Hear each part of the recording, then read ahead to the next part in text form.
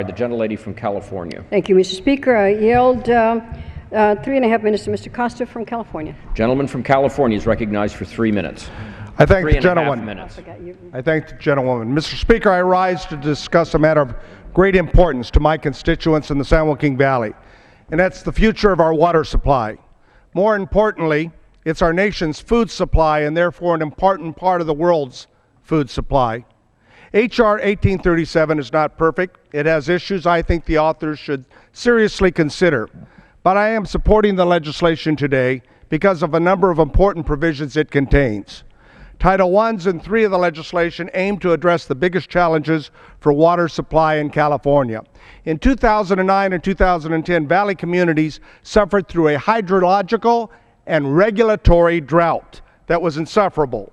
This year, we are again faced with below-average snowpack in the mountains and may see as little as a 30% allocation for water in our area. My congressional district is the most impacted in California by this shortfall. Farmers, farm workers, and farm communities that live in my district is what I'm talking about.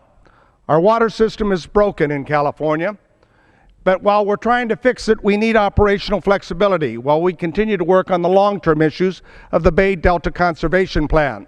We should be discussing more constructive ways in which we can work together.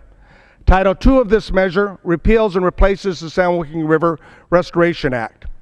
Well, after 18 years of litigation, the parties involved decided to reach an out-of-court settlement agreement.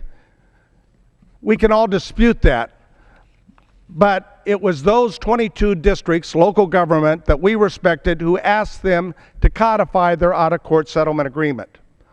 I note that the Frank Water District Authority, continues to oppose Title II of the bill, as do many of the districts who were involved with the writing and the negotiation of the settlement agreement.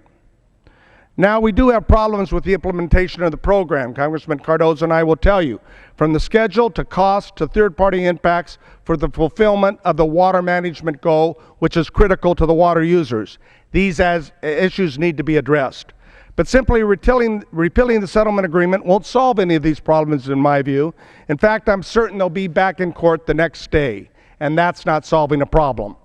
We have had a long history of working on a bipartisan basis in California and in the San Joaquin Valley among our representatives on water. It frustrates me to see the division on the House floor that has politicized this situation and arguably does nothing for the people that I represent. I have always been willing to work on both sides of the aisle, with the Senate, with the administration, to get things done for our valley, and I've done it throughout my career. But unless we are willing to work with Senator Feinstein, who I know wants to be helpful, I predict this measure today, as it is proposed, will never be heard in the United States Senate. Therefore, we will never bring an additional single drop of water to our region that is desperately needed of more water. I can think that we can do better for our constituents by working together on a bipartisan basis with both houses to develop and implement solutions both in the long term and the short term.